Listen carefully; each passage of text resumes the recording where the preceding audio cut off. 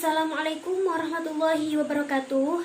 Nama saya Rista Putri Widati Rohmayani dengan nomor induk mahasiswa 184100015. Saya dari kelas psikodiagnostik 2 dari kelas C. Yang terhormat Ibu Dr. Iin Trirahayu, MPSI, selaku dosen pembimbing mata kuliah psikodiagnostik 2.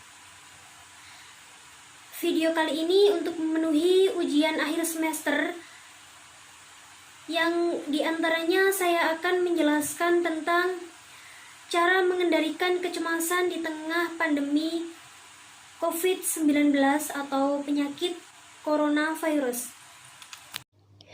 Banyaknya informasi yang beredar mengenai virus COVID-19 bisa saja mempengaruhi kesehatan mental kita.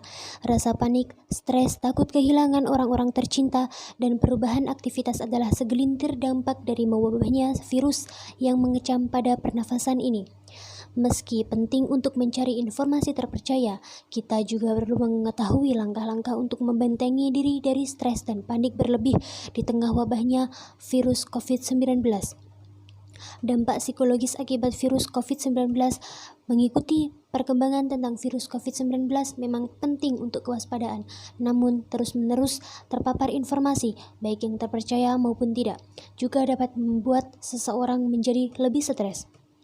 Orang yang sebelumnya sudah mengalami gangguan mental adalah kelompok yang mungkin paling rentan terkena dampak psikis dari krisis ini.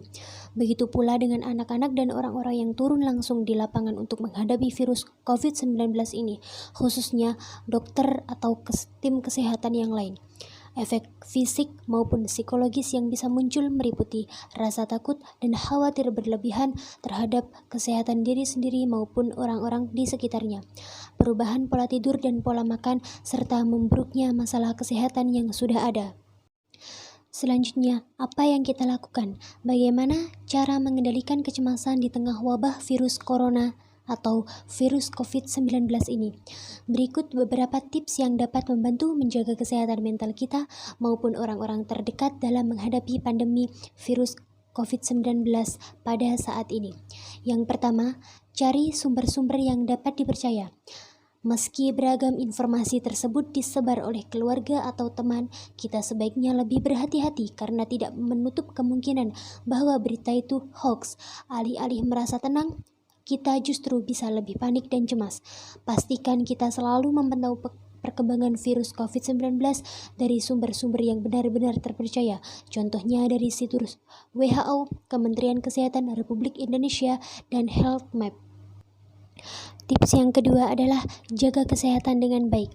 Di tengah pandemi COVID-19 ini adalah salah satu hal yang dapat kita lakukan agar lebih tenang adalah menjaga kesehatan. Saat kita merasa tidak menjaga kesehatan diri dengan cukup baik, kita mungkin akan lebih takut untuk tertular.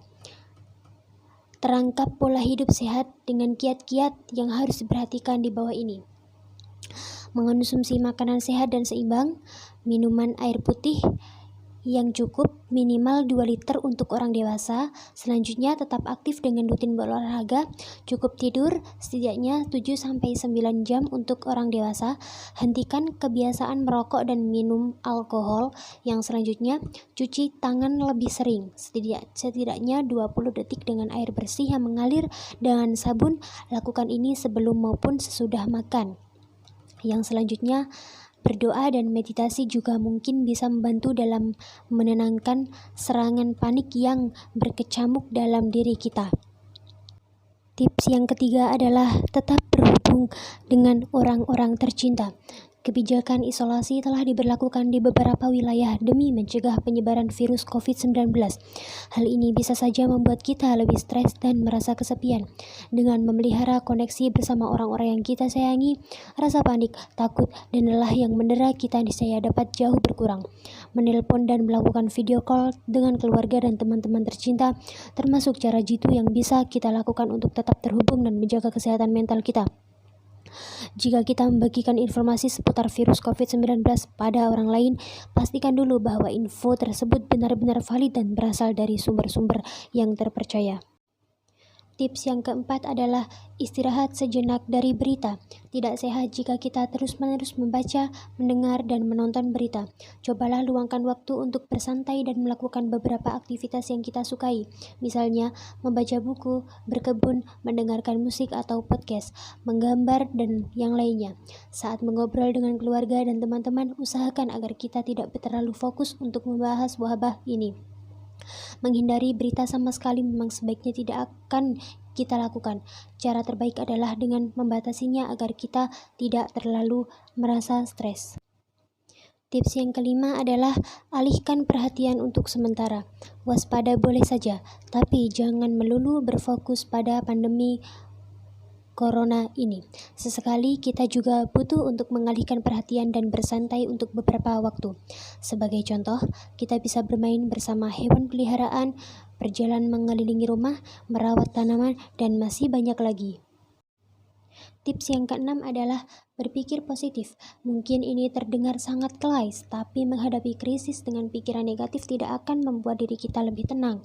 Ada banyak cara yang kita lakukan untuk memelihara pikiran positif, mulai dari memberikan sugesti positif pada diri sendiri, lebih berfokus pada hal-hal yang baik dan menyenangkan, serta berbagi cerita dan canda dengan orang-orang tercinta maupun orang-orang yang membuat kita lebih semangat lagi. Jadi itu tadi adalah tips-tips cara kita tidak merasa cemas dalam menghadapi pandemi COVID-19 ini, atau dikatakan dengan penyakit virus corona. Stres dan krisis emosional lainnya juga tidak boleh dianggap remeh.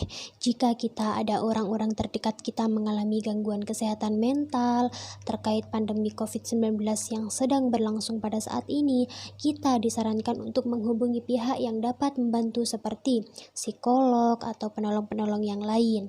Menghadapi wabah COVID-19 ini tanpa terpancing kepanikan maupun virus anxiety, niscaya dapat membantu kita dapat menjaga kesehatan mental dan fisik kita di tengah krisis kesehatan global ini. Pengaruhnya pun tidak hanya baik untuk kita sendiri, tapi juga orang-orang di sekitar kita. Sekian materi dari saya.